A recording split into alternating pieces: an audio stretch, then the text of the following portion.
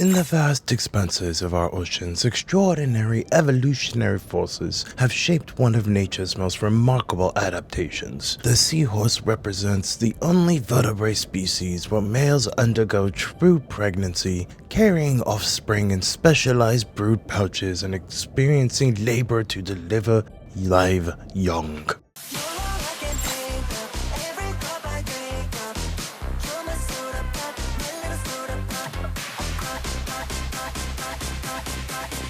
There's a moment about halfway through Death Stranding when I realized the game was basically training me to experience pregnancy without ever saying the word. You're carrying this fragile life attached to your chest, constantly monitoring stress levels, adjusting your movements to avoid jostling, planning routes around environmental threats that could harm something you're responsible for protecting. Your body has become a vessel for someone else's survival, and suddenly every decision revolves around the question, is this safe for the thing that I'm carrying? Sound familiar? If you're a parent who's made the transition from primary breadwinner to primary caregiver, this recognition becomes personally urgent, because what Kojima created isn't just a metaphor for pregnancy, it's a simulation of the complete identity transformation that intensive caregiving requires. And I think that this game connects to something that is deeper about how protection and care have been culturally gendered in ways that limit everyone's development. Traditional masculine identity often centers on being needed for strength, provision, and problem solving. But intensive caregiving requires different capabilities. It requires patience, emotional attunement, comfort with vulnerability, and the ability to support someone else's development rather than directing it. Oh, hello there, U2 Game Bricked Mamba here, back at it again with another yapping banger for those who don't know. So I'm gonna try to keep this as brief as possible because I mean you already see the length of this video, but I got really high one night and I realized that Death Stranding is basically just like a male seahorse simulator in many ways. Hideo Kojima is in my big three in terms of like all-time creatives. Right now I'd probably say the other two are probably going to be George Carlin and we'll say Donald Glover. I think that's a pretty good one. But Kojima has influenced so much of not just my politics, but just kind of the way that I view art, the way that I view video games, and just like all this other stuff. I think his legacy is something that if I ever get the chance, I want to continue. So, oh crap, it's starting to run low. This is something where I kind of indulged myself a little bit. I went a little bit Kojima in making this a bit more high concept, so to speak. If that ends up being your jam, if you end up liking this, let me know, because I would love to make more of these types of videos. I have a couple more high concept videos that I would love to make. And yeah, just give me your feedback, give me your thoughts. Please be gentle. Don't make fun of my act. Well, you can leave a comment, make fun of my accent, but be nice. Before we get into it, I just want to say there's going to be quite a bit of Death Stranding 1 spoilers. There's going to be Ava spoilers. Though it'll make sense here in a minute. And there's also going to be Seahorse life cycle spoilers as well. So just, I want you to make sure that you know that going into this video. Oh, also really quick, Sony, if you guys see this and you like this video, you want me to do a Death Stranding 2 video, I would more than happily take a PlayStation. I don't have a PlayStation 5. The oldest one, I actually have a PlayStation 3 that doesn't work. So that's where I'm at with that. And Mr. Kojima, if you end up seeing this and you end up really liking this video and you want to send me a PlayStation, you don't have to sign it or anything, but you're more than welcome to just write your name on it. Not sign it like an autograph, just put your name on it. So that way I know that you sent it to me. Oh my God, my dog was sneezing. Kojima predicted that as well. Thank you so much for 10,000 subscribers. And yeah, we'll talk about it more after the video at the end. Thank you again. Step on it, Daddy!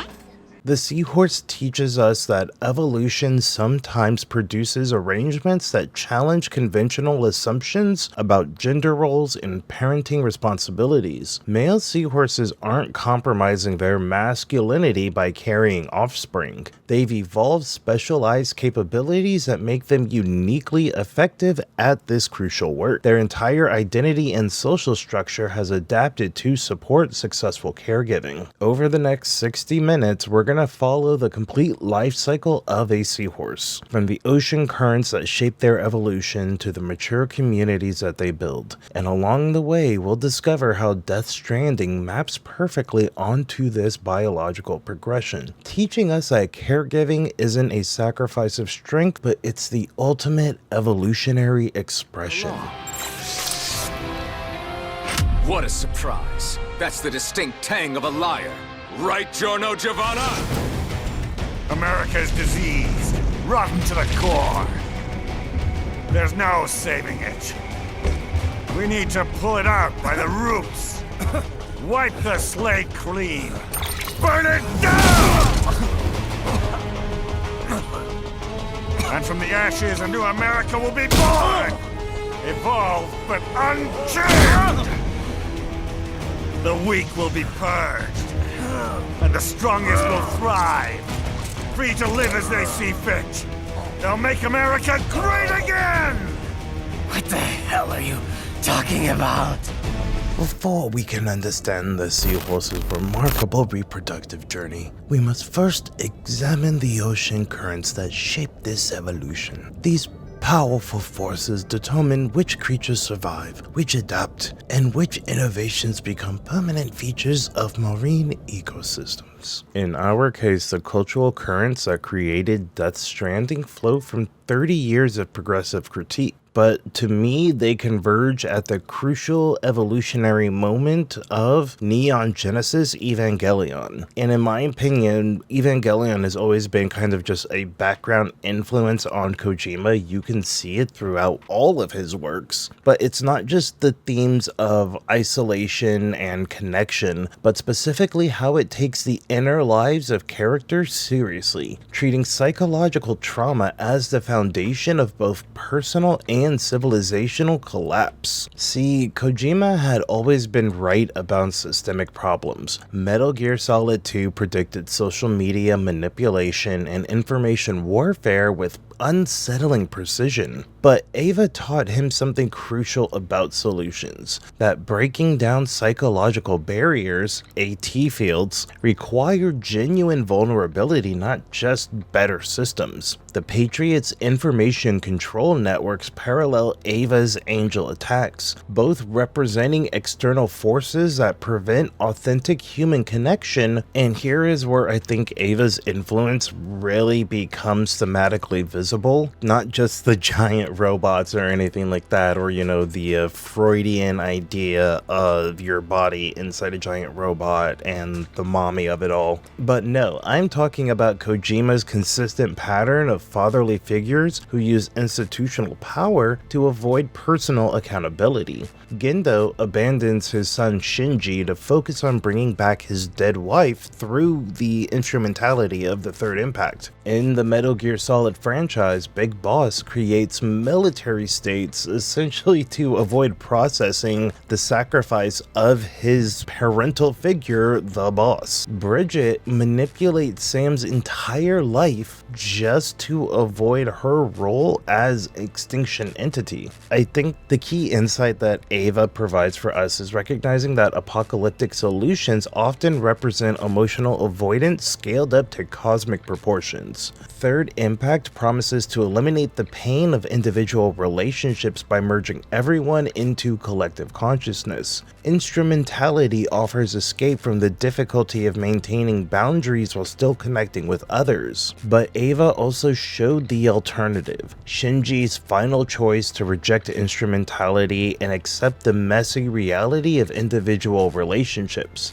This directly influenced Death Stranding's approach to reconstruction, in my opinion. Instead of forcing connection through technological networks, the chiral network enables voluntary collaboration while preserving individual agency. So I'm gonna have to try to find this video again, but like years and years ago, I saw this video talking about Ava, and it was actually one of the first video essays that made me like, oh man, I really need to get into this shit. But they talked about how Ava introduced something that I'm gonna refer to as the three-woman woman framework. Now, this isn't going to be verbatim, but I think you'll at the very least be able to kind of look at some of the other women of nerve and you'll see what kind of where I'm going for. So in the 3-woman framework, and yes, I know there has to be a better name for this, but the 3-woman framework is where male protagonists encounter women representing different approaches to relationship and identity.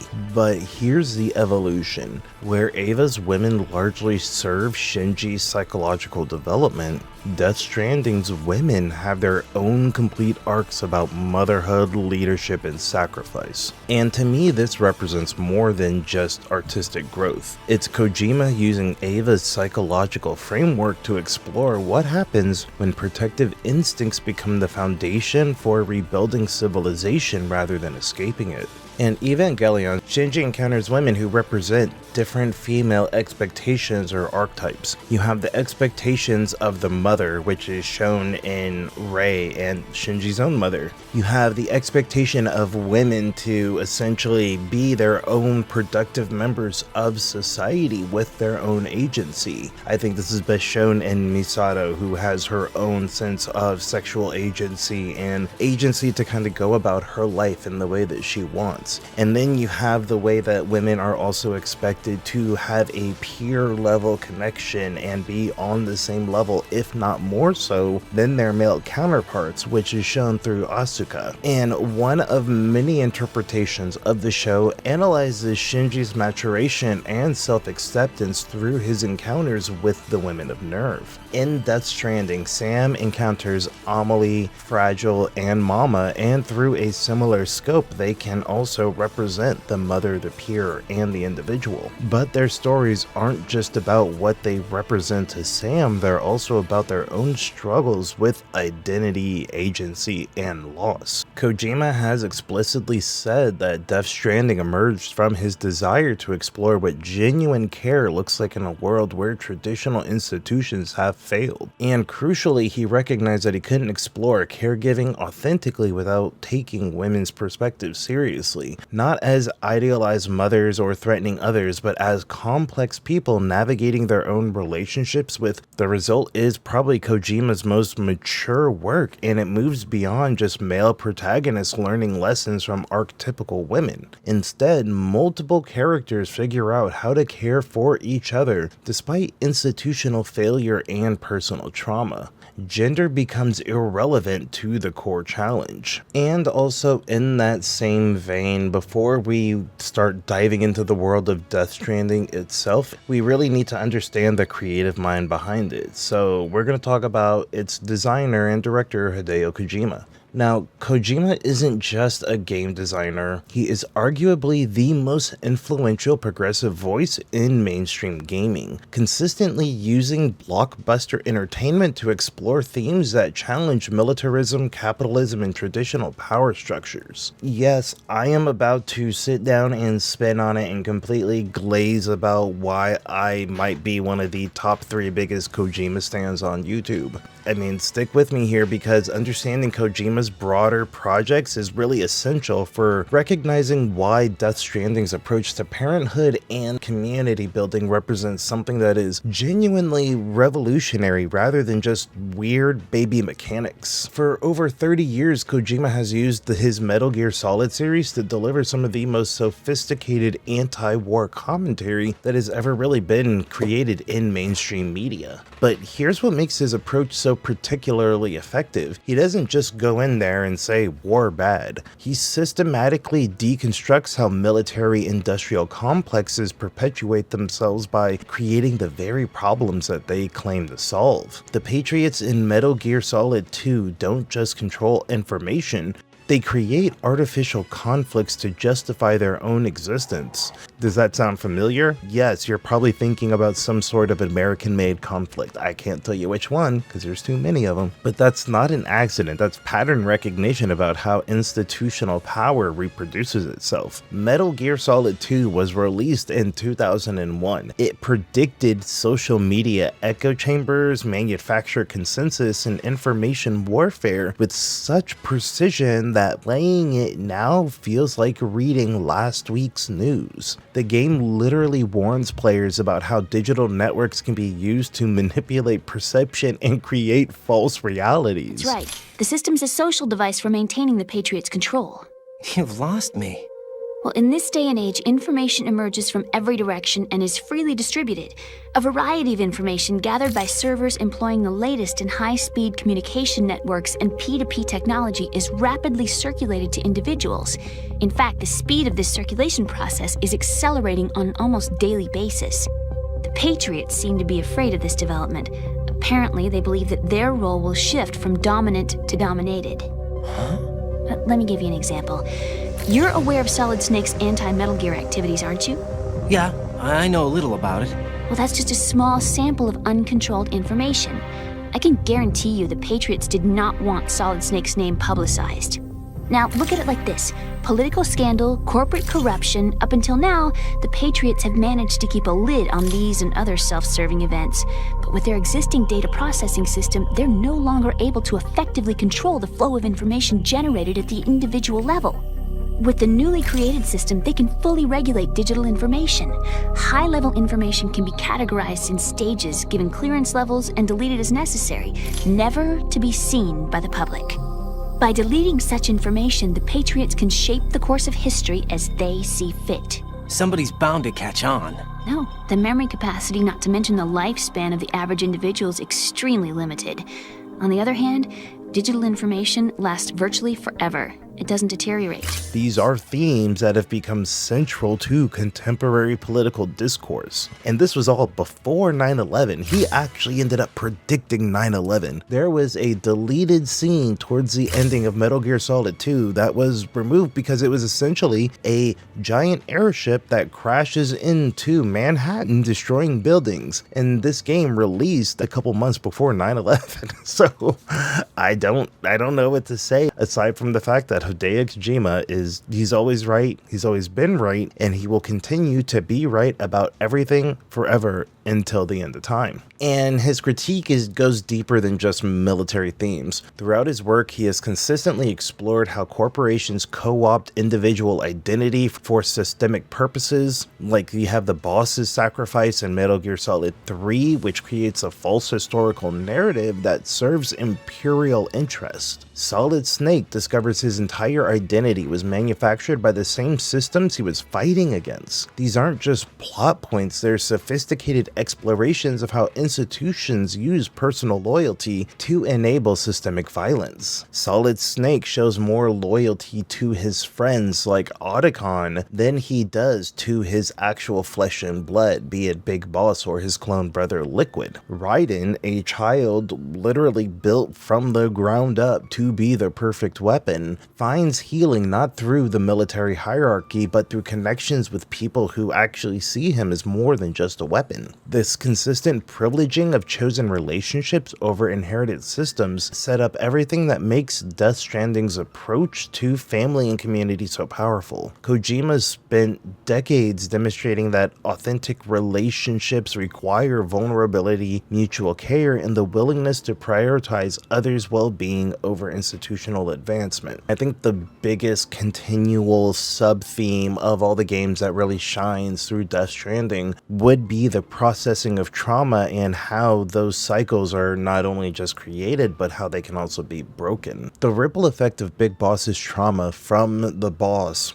creates generations of violence that ripple through every subsequent Metal Gear Solid game. But our protagonists of those games, and many of the side characters too, they end up demonstrating that inherited trauma doesn't have to define you. Processing grief and building authentic relationships can interrupt these cycles of pain. I think that understanding this broader thematic framework is essential because it establishes that Death Stranding's progressive politics aren't accidental or superficial. When Kojima creates a game where caregiving becomes the foundation of civilization's reconstruction, and where mutual aid networks replace competitive hierarchies, this isn't just quirky game design, this is the logical evolution of 30 years of consistent correct political analysis. Kojima has earned the right to be taken seriously as a political commentator through decades of sophisticated cultural criticism. And his influence extends far beyond gaming itself. Directors like Jordan Peele and Denis Villeneuve cite his work as inspiration, and his approaches to narrative structure and thematic development have influenced everything from prestige television to contemporary film. Death Stranding isn't just a weird game about carrying packages and caring for babies. It is a comprehensive political vision for how care-centered approaches might offer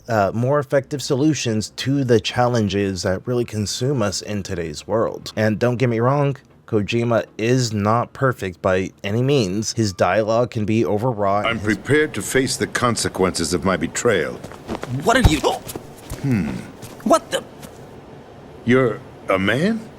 And his plots can occasionally disappear up their own metaphorical asses, and his track record with female character development has been problematic in very many instances, let's say. But Death Stranding does genuinely represent growth in this area, at least in my opinion it does. But one could easily counter-critique and say it is still a game where women are largely defined by their relationships to trauma and loss. And also the gameplay can also be genuinely tedious in ways that don't always serve the thematic analysis. But any hardcore Kojima stan will tell you that when he gets it right, when all the philosophical pretension clicks into place with the interactive experience, that's when something transcendent just truly emerges. So when I tell you that Death Stranding taught me how to be a better parent, I'm not talking about the baby mechanics and protective reflexes. I'm talking about how one of our most sophisticated progressive artists used interactive media to explore what it might look like to prioritize care and connection over competition and control, and how that exploration offers practical wisdom for anyone trying to raise children and build community in an era when traditional institutions appear increasingly inadequate for addressing the world that we live in. So when this game released at 2019, at the time, this seemed like typical Kojima pretension. But millions of parents would discover exactly what he was saying. Alright, look, Morty, Kojima just wants us to reconnect to fractured society and stop the Death Stranding. What are all these ghosts? Those are the Death Stranding, Rick! Oh, okay, yeah, I wasn't...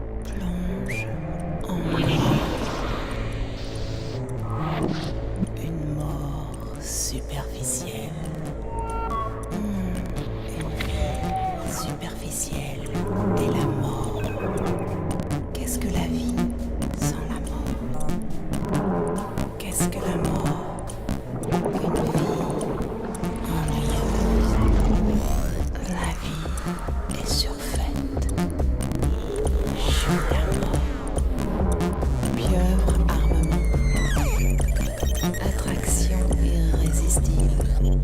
With the environmental conditions established, we can now examine the specific catastrophe that created the need for this evolutionary adaptation. To understand how caregiving becomes civilization-building technology, we must first understand the world that makes such transformation necessary. Approximately 50 years before our story begins, a catastrophic event known as the Death Stranding fundamentally altered the relationship between life and death on Earth. The boundaries between the world of the living and the world of the dead collapsed, creating a reality where supernatural entities called BTs, Beached Things, could manifest in our physical dimension. So the Death Stranding didn't just kill people, it trapped their consciousness in an interdimensional space called the Beach, preventing natural death and creating entities driven by unfulfilled emotional attachments. When these BTs make contact with living beings, they trigger voidouts, massive antimatter explosions that leave permanent craters where cities once stood. America became a wasteland of isolated settlements connected by treacherous terrain, haunted by invisible threats. Into this fractured world steps Sam Porter Bridges, a man carrying both unique abilities and profound trauma. His condition, called Dooms, allows him to sense BTs, but also connects him to the beach in ways that make him simultaneously invaluable and vulnerable. Sam suffers from aphantasmophobia, fear of being touched. I said it correctly on the first try, don't at me. Stemming from childhood trauma, making him the perfect courier for a world where human connection has literally become dangerous. As a quick aside, I think the most controversial element of reconstruction involves the usage of bridge babies.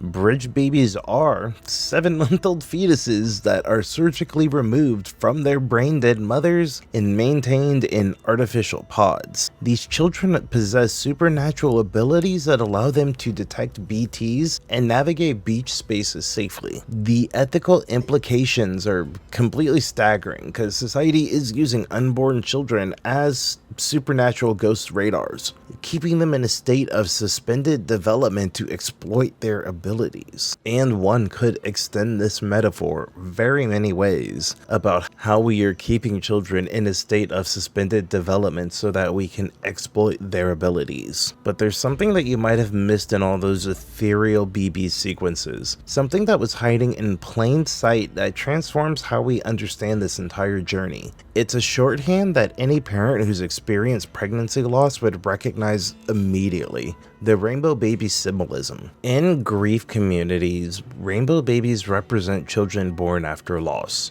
hope emerging from tragedy, new life that honors rather than replaces what came before. The visual appears everywhere throughout Death Stranding, in the rainbows that follow Sam's successful deliveries, in the prismatic effects when the chiral network connects communities. It's in the way that light refracts through timefall. BB-28, nicknamed Lou by Sam, represents both the commodification of childhood vulnerability and the possibility of authentic relationship emerging from organizational exploitation. Sam's growing attachment to Lou transforms what begins as equipment use into genuine caregiving and modeling how protective instincts can override institutional conditioning. The Bridges Corporation tasks Sam with reconnecting isolated settlements through the chiral network, a communication system that enables instantaneous connection and resource sharing. But this isn't just about rebuilding infrastructure. It's about proving that voluntary cooperation can succeed where hierarchical control failed. Each settlement represents different survival strategies. Some have embraced isolation as protection, some maintain pre-stranding cultural practices. Still, others experiment with new forms of community organization. Sam's job isn't to force compliance, but to demonstrate the benefits of connection, allowing communities to choose participation based on perceived value rather than systematic mandate. Sam can't succeed through individual heroics or superior firepower. Every delivery requires a careful environmental assessment, collaborative problem solving, and the patience to build trust with people who have good reasons for distrusting institutions. His supernatural abilities enhance rather than replace the fundamental requirement for authentic human connection. So the Death Stranding has created a reality where all of the values that we have previously talked about have become essential for its species' survival. Traditional masculine approaches based on individual achievement and competitive dominance are completely useless against BTs. They do nothing against creatures that can only be navigated through careful attention and mutual support. Now, if you're just tuning in, you must be thinking, these guys are crazy. What are they staring at that pile of seaweed for? Sure is what I'm thinking. Well, what you're actually looking at is an octopus.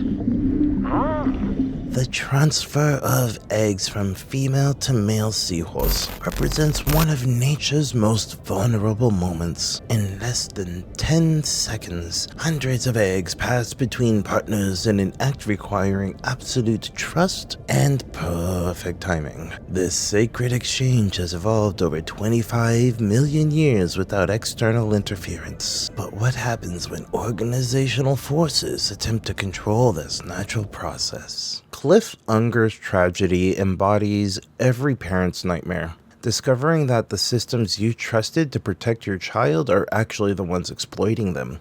As a decorated combat veteran, Cliff initially agrees to bridge baby research because he believes his military rank will allow him to maintain oversight of his son's treatment. It's the classic parental miscalculation, trusting systemic authority when institutions only serve their own objectives. The bridge baby just absolutely corrupts this natural process of pregnancy by inserting its organization into the most intimate of family relationships. Cliff's wife is suffering brain death during pregnancy, but instead of allowing for natural grieving, Bridges maintains her body to harvest their child for the Bridge Baby program. The program transforms this natural process from a biological partnership to industrial production. And for those of you who are having flashbacks to Adriana Smith, the woman in Georgia who was kept on life support to allow her fetus to develop despite being brain dead, this came out 5 years before those events, and unfortunately Kojima's cultural foresight does remain unsettling. Now, Cliff's military identity becomes both his strength and his limitation.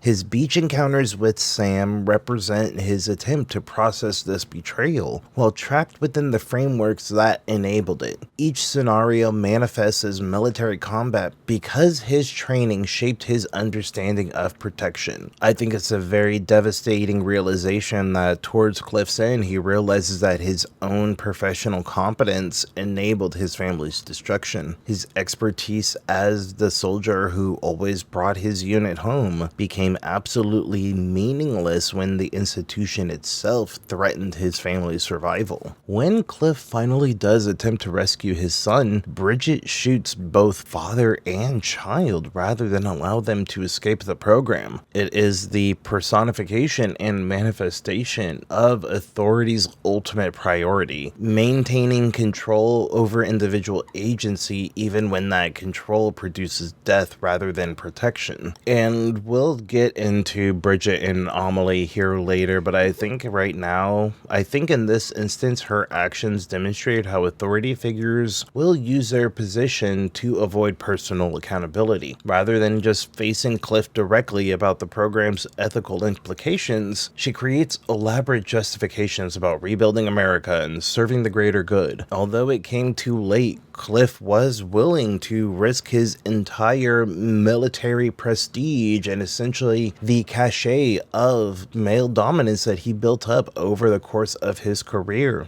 His willingness to risk court-martial and death for authentic protection models how breaking inherited cycles requires abandoning systemic safety for genuine relationship. But as I stated in the beginning, the tragedy also illuminates the pattern that shapes every other character in Death Stranding, how authority uses its power to avoid accountability. And when I say that, I don't mean just within the terms of systemic institutions, but within relationships as a whole. When the sacred transfer fails, surviving partners must navigate between healthy grief and pathological attachment. Some learn to adapt protective behaviors appropriately, while others become trapped in cycles that transform love into prison. The genius of Death Stranding's BB mechanics is how they teach protective reflexes through embodied experience rather than abstract instruction. You don't watch a cutscene about parental responsibility, you physically learn what Kojima calls the weight of another life through repetition and consequence. Every environmental hazard becomes personal when you're carrying BB. Timefall isn't just an atmospheric effect, it's a direct threat to the life you're responsible for protecting.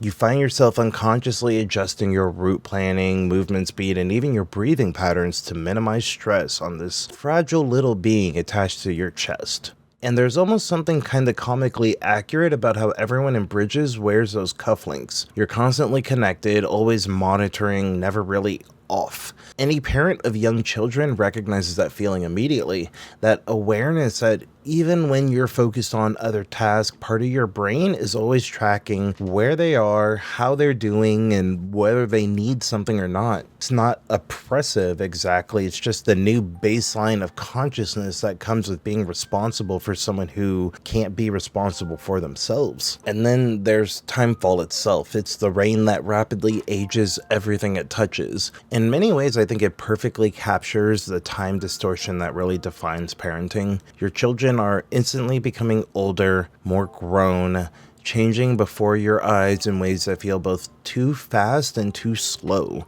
A 2.5-month summer vacation somehow feels like it will never end, but then suddenly they're in a completely different grade, a completely different person. The days are long and the years are short, as they say. Timefall really makes you hyper aware of time passing while simultaneously making each moment feel urgent and eternal. The game also systematically destroys the hubris of every man who's ever claimed that he can make all the grocery runs in one trip. Try to carry too much cargo and Sam will topple over, damaging not only the precious supplies but also potentially harming BB.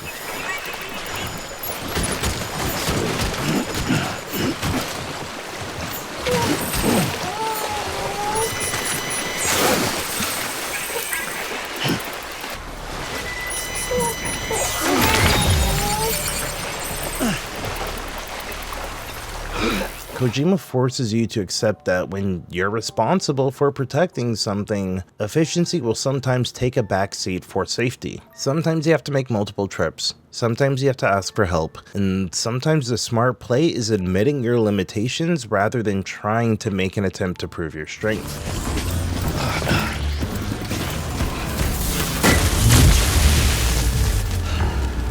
I think that's also what's kind of particularly unsettling and what it kind of showed me throughout the course of the game is how easily protective instincts can become controlling ones. We have seen examples of parents who can't bear to see their child struggle, so they eliminate all sources of challenge. We have the authority figure who mistakes managing their child's environment for actually caring about their child's development. Love that really ends up becoming indistinguishable from control. It's protection that becomes indistinguishable from manipulation. In regards to Death Stranding being revolutionary and how it makes caregiving the fundamental technology for recovery, here is where Kojima's design philosophy becomes prophetic rather than just philosophical. In 2016, he introduced what he calls rope and stick theory, borrowed from Kobo Abe's insight that humanity's first tools defined our entire civilizational trajectory.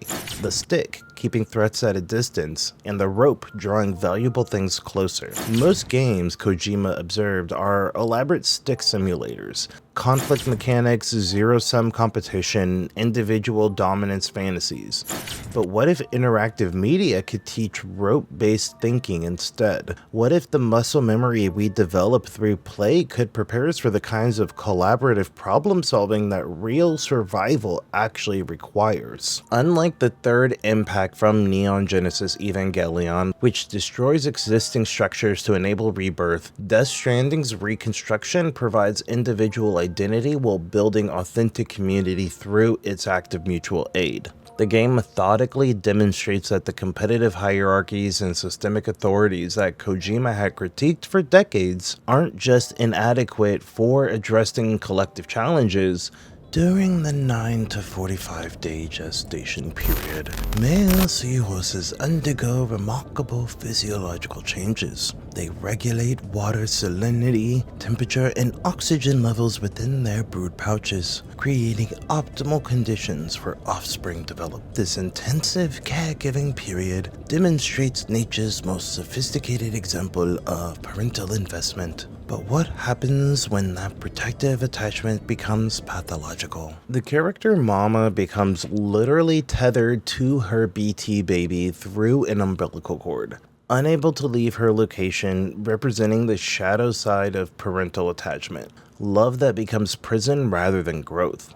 She's been caring for this child who's both dead and alive for years, unable to move on or let go. But here's what's really interesting about her character. The game doesn't present her attachment as purely pathological or purely noble. Mama's inability to let go creates genuine scientific breakthroughs in understanding the beach and BT phenomena, but it also prevents her from reconnecting with her living sister Lockney and moving forward with her own life. She's simultaneously producing groundbreaking research and breast milk for a child who cannot consume it. To me, Mama has the kind of intuitive understanding that comes from the bodily experience of creating and sustaining life, rather than just abstract intellectual frameworks. Mama's own research leads her to profound insights about consciousness and artificial intelligence. She observes that the singularity will never happen because AI can never replicate the messy, contradictory, beautifully human capacity to love something that causes you pain. It's a reminder that our supposed limitations might actually be our greatest strengths. She also says that an AI can never truly fear death, which I think is a really good argument to my video in which I talk about AI cults. And I think that this twin sister dynamic also explores different responses to shared trauma.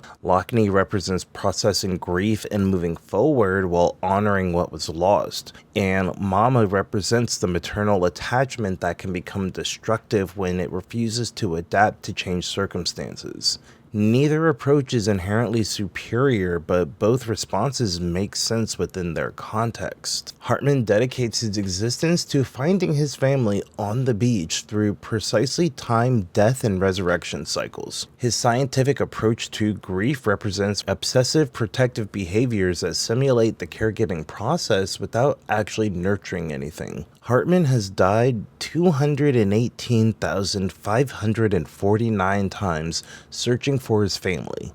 Each death lasts exactly 21 minutes before his AED revives him. This is obsession that serves as a defensive mechanism, as if gathering enough data could somehow solve the fundamental problem of loss. And in some ways, I think that Hartman's obsessive searching mirrors a different kind of pathological attachment.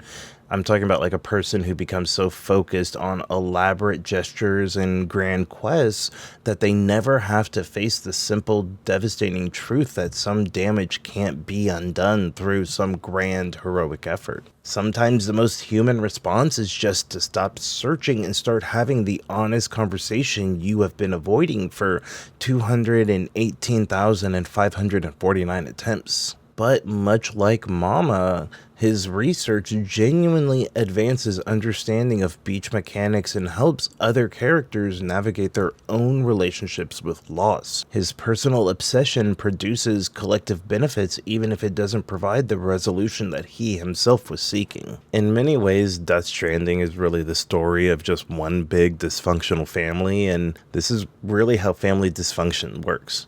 One person's unprocessed trauma traps everyone else. Sometimes the person with the most power to heal the system is also the person that is most invested in avoiding the accountability that healing would require. It does a good job of demonstrating how people process grief and trauma through different expressions of dedication and purpose. Some people need to keep searching and others need to accept and move forward. But within the story of the game, Mama and Lockney's eventual reunion, along with Mama's choice to sever the umbilical cord, represents both the healing power of family connection and the necessity of letting go to allow growth. They aren't abandoning the dead child, but they're recognizing that healthy grief allows the living to continue caring for others. When male seahorses give birth, they undergo muscular contractions to expel hundreds or thousands of fully formed fry into the surrounding water. This moment of birth is immediately followed by abandonment. Neither parent provides further care or protection. The fry must survive on their own, with less than 0.5% reaching adulthood. It's a survival strategy that prioritizes quantity over individual nurturing, creating resilient populations through harsh selection rather than protective care. Here's the pattern every adult child of an emotionally unavailable parent recognizes immediately. Bridget and Amelie represent the same person expressing care through opposing methods, nurturing connection and systematic control. The the loving adoptive sister who rescued you from death, and the presidential authority who manipulated your entire life for its own cosmic purpose. But I think the most devastating insight isn't about their deception, it's about how the ghost of that relationship continues exerting control long after the manipulation ends. Amelie's Beach functions as the space where unprocessed family trauma creates cosmic damage.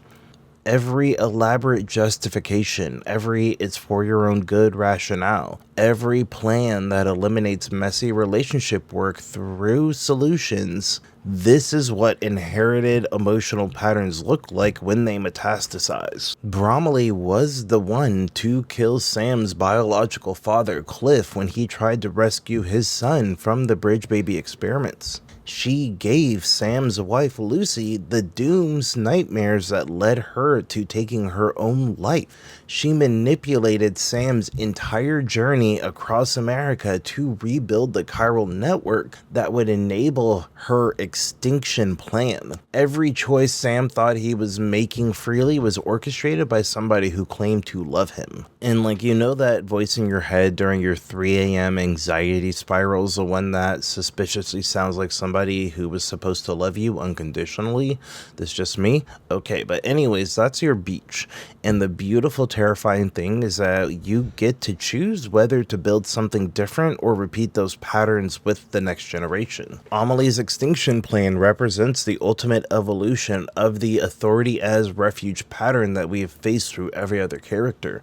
Rather than facing Sam directly about her nature as an extinction entity, she creates the elaborate scenario that we take place in, where Sam is basically delivering himself to her. Rather than having honest conversations about her destructive destiny, if consciousness creates suffering, then ending consciousness permanently prevents all future suffering. Her plan isn't motivated by hatred, but by protective instinct that has become systematically detached from the messy realities of actual care. And I think what is really kind of devastating about this revelation is how it ends up recontextualizing every previous interaction that you had. Sam's entire identity was built within the systems designed by someone that was using their power to avoid a conversation about, hey, I'm sorry for being a crappy parent. Instead, she created problems to position herself as the solution. Like the boss's sacrifice in Metal Gear Solid 3, Amelie's extinction plans represent maternal love taken to its logical extreme,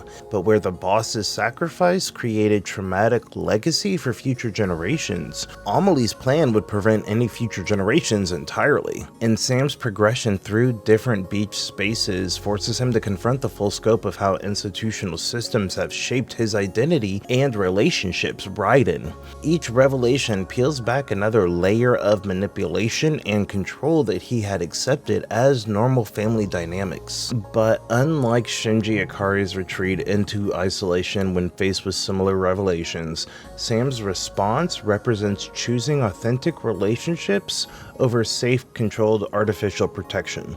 He's willing to face uncertain futures with Lou rather than accept guaranteed safety through universal death. The visual of Sam connected to BB through an umbilical cord-like mechanism isn't subtle, and I don't think it's supposed to be.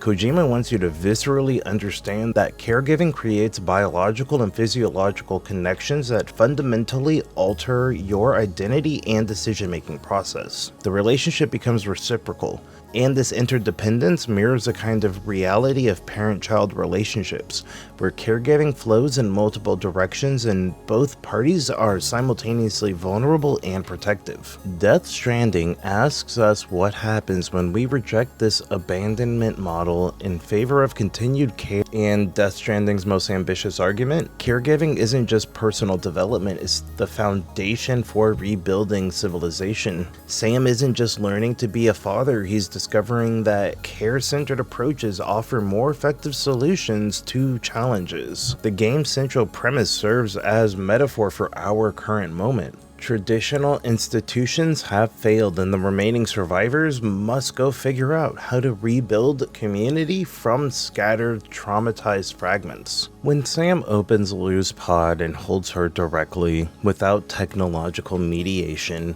He's choosing that human connection over institutional efficiency. He's willing to risk Lou's death rather than accept the false safety of this synthetic protection. This choice represents growth in uncertainty over guaranteed safety through the elimination of variables that has been the core driving force for Sam this whole time. His transformation from isolated courier to protective father represents the kind of identity evolution that caregiving can enable when it emerges from authentic connection rather than controlling attachment. Mature seahorses who have mastered the protective caregiving don't exist in isolation.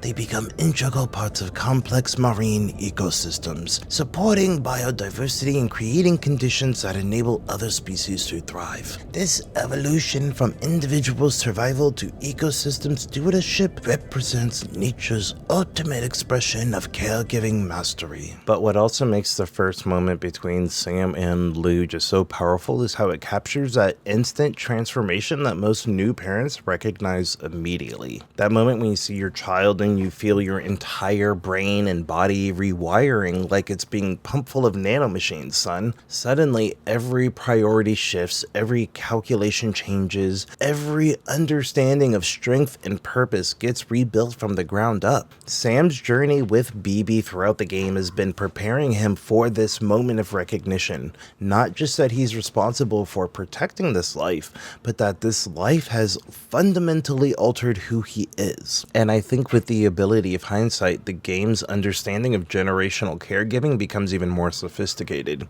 The relationship between Sam and Lou isn't just about him protecting her, it's about recognizing that, as I said earlier, care flows in multiple directions across time, much like the ocean currents that shaped Seahorse evolution. Lou's supernatural abilities have been protecting Sam throughout the entire journey together. She's given him purpose, transformed his understanding of connection, and literally enabled his survival in hostile environments. The child who needs protection now will likely be the one providing care decades later when roles reverse and Sam becomes the one who needs support. This bi-directional dynamic stands in contrast to the toxic intergenerational patterns that we see throughout the rest of the game, where Amelie uses her parental position to manipulate and control, where institutional systems exploit children for adult purposes. Sam and Lou model what authentic intergenerational change looks like. So as we finally reach the beginning of the end of our exploration of the Seahorse, do you remember Kojima's rope and stick theory from the beginning of the video? Here's where that abstract philosophy becomes lived experience. By the time that you reach the end of this game, every parent who's ever carried a sleeping child understands rope mechanics, the careful balance, the protective awareness, the way that your body adapts to support someone else's needs. Death Stranding systematically teaches these same capabilities through digital practice. To wrap up, I want to talk about probably the best example of parenting in this entire story, and the best example of what it's like to pass down good values and good leadership even when making mistakes. And let's go ahead and talk about Fragile. Now, to understand why Fragile's leadership model just works, you really need to see her greatest failure and how she wears it. Fragile operates as a game's exploration of chosen family and leadership responsibility. As head of Fragile Express, she's simultaneously running a delivery company and maintaining a surrogate family network. Her relationship with aging employees demonstrates her intergenerational caregiving, and her protective leadership demonstrates how maternal approaches to power, nurturing rather than dominating and building rather than conquering, can create more sustainable organizational structures. But to understand why Fragile's approach differs so fundamentally from institutional authority, we need to understand her inheritance. In one of the game's most revealing interviews, she explains how her father conceived Fragile Express during America's collapse. The US was Swiss cheese back then. All the void outs that left craters as far as the eye could see. People were losing their minds looking for a way out. They thought the government would have their back, but it was gone. Her father recognized something crucial about the difference between surveillance and care. Before our new network, there was an old one. The whole nation was online 24/7. Cameras and microphones everywhere. Watching and listening and recording. There was a strange sort of comfort in that, people said. A certainty that someone somewhere would know if you were in trouble. But after the stranding, that all vanished into the ether. No one was looking out anymore. No one was coming to save you. This explains everything about Fragile's leadership philosophy. She inherited a vision of community building that explicitly rejected institutional monitoring in favor of genuine mutual aid. Her father and his colleagues were builders, men and women who understood the value of what was lost and wanted to reclaim it. People, ideas, connections, all so fragile. The USA was nothing more than a network of people and the connections between them. Everything that's worth something is fragile. That's why I was given this name. And kind of her hidden secret, her accelerated aging from timefall exposure, serves as a physical manifestation of how leadership often involves personal sacrifice. But crucially, the game presents this sacrifice as her choice. Fragile chooses to accept timefall damage to protect her team members. The game respects that agency rather than treating her as a victim of circumstances. And what makes her story particularly complex is how her father's radical vision, rejecting institutional authority in favor of grassroots movements, it initially served her well, but it also made her vulnerable during grief. When her father died, that same anti-establishment mindset left her susceptible to Higgs manipulation. Higgs ended up drawing her into supporting destructive rather than constructive change. But the moment that she realized what was actually happening, she immediately tried to make things right. The skeleton hands emblazoned on her jacket aren't just fashion, they're a direct reminder of what happened to her own hands during the South Knot City incident, when she chose to save lives despite knowing the timefall would age her.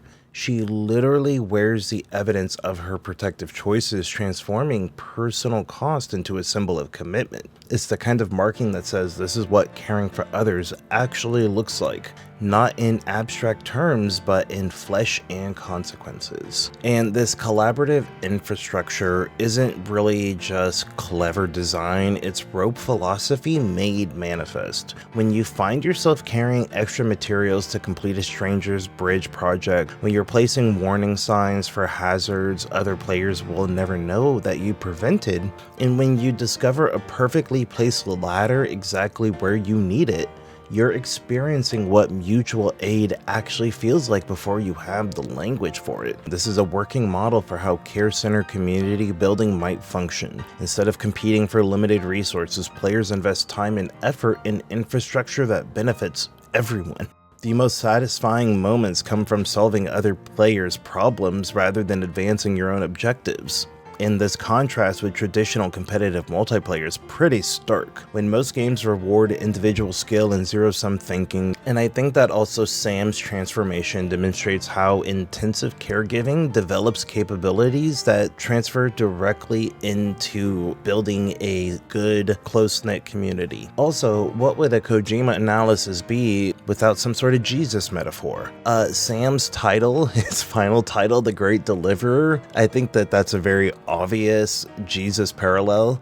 I mean, we have the trifecta here. We have the Triforce of Jesus. Resurrection, water walking, salvation mission. Why don't you save that shit for someone who cares? I've done my part, fuck America. All this but with Kojima's typical inversion. Instead of traditional savior narratives emphasizing sacrifice and individual heroics, Sam's delivery work models service-based leadership. Not deliver us from evil, but deliver us from isolation. Deliver us go to the polls.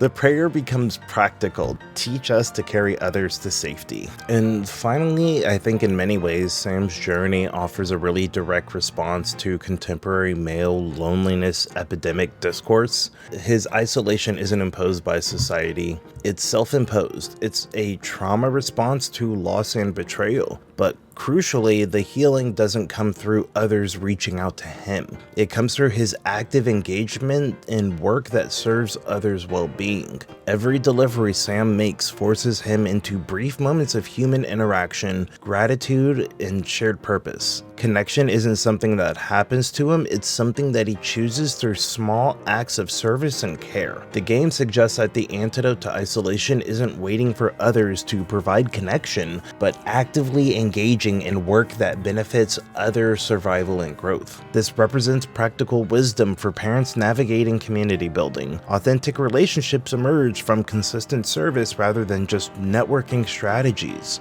That is exactly what a good sustainable community requires. As we conclude our journey through the Seahorse life cycle, we discover that nature's most remarkable adaptation isn't just biological, it's cultural. The evolution from individual survival to ecosystem stewardship represents a choice available to every parent willing to embrace caregiving as the highest expression of strength. We now return to the vast ocean where our journey began, but with more profound recognition. The male seahorse's pregnancy isn't nature's anomaly. It is a masterpiece of evolutionary adaptation that prioritizes offspring survival over conventional roles. These remarkable creatures discovered something human cultures are beginning to finally understand.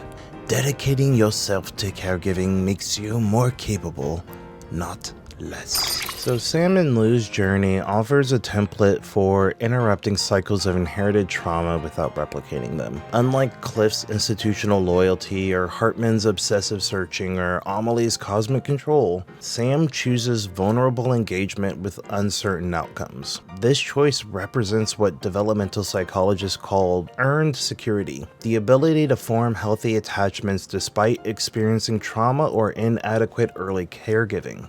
Sam demonstrates that inherited patterns don't determine destiny. Authentic relationships can emerge from choosing connection over safety and growth over control. For parents who carry their own unprocessed trauma, this model suggests practical approaches, acknowledging inherited patterns without being trapped by them, choosing vulnerability over perfectionism and prioritize. And at the end of the day, at the end of this documentary, the most important thing that we have learned about the seahorse is that the seahorse doesn't apologize for carrying offspring.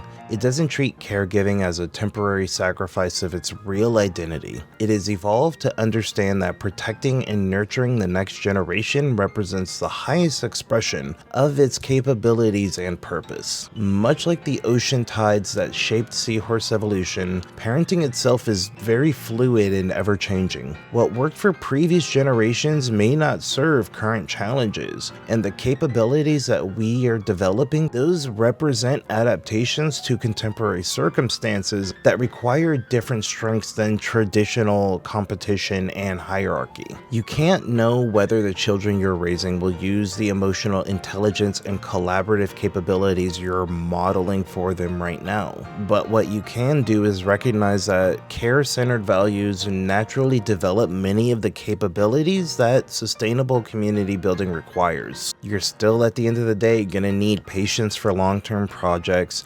attention to others' needs and perspectives, and the ability to find satisfaction in work that serves collective rather than individual advancement. To me, Death Stranding teaches us that pregnancy, whether biological or metaphorical, isn't about becoming something other than yourself. It's about discovering what you were always capable of becoming. And maybe it's time that we learn the same lesson. And if Hideo Kojima is right about everything else forever until the end of time, maybe we should start listening to what he's telling us about this too.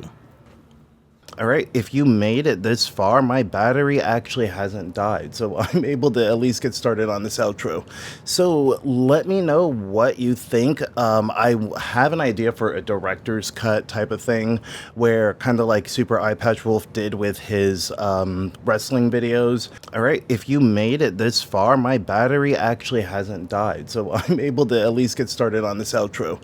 So let me know what you think. I have an idea for a director's cut type of thing, where kind of like Super Eye Patch Wolf did with his wrestling videos. Let me know how high my high concept was, and if I end up getting a PlayStation 2, holy crap. If I end up getting a PlayStation 5 Pro and Death Stranding 2, then you know what, I'll probably do a follow-up. Maybe I'll find a way to do a long, more cohesive video. That would be fun. But yeah, other than that, let me know what you think. Go ahead ahead and let me know what other games that you want me to talk about. I want to do a Disco Elysium one. I don't know how I'm going to do that. But yeah, like, comment, share, subscribe, do all the YouTube things. Thank you again for 10,000. Consider checking out the Patreon, where once we get enough people, I'll probably host an RPG game session. I say D&D, but I want to do something maybe like a Call of Cthulhu or a Delta Green or something like that. Something a bit more not fantasy. And then if you just have a couple bucks and you want to support me, check out the YouTube membership. I guess my stretch goal now is 20,000 for the end of the year. Let's see if we get to 20,000 by the end of the year. So yeah, hurrah, hurrah. Thank you again for your time, and thank you again for spending in 1/24 of your day with me. I don't think you realize how much it means to me. So thank you again, and bye.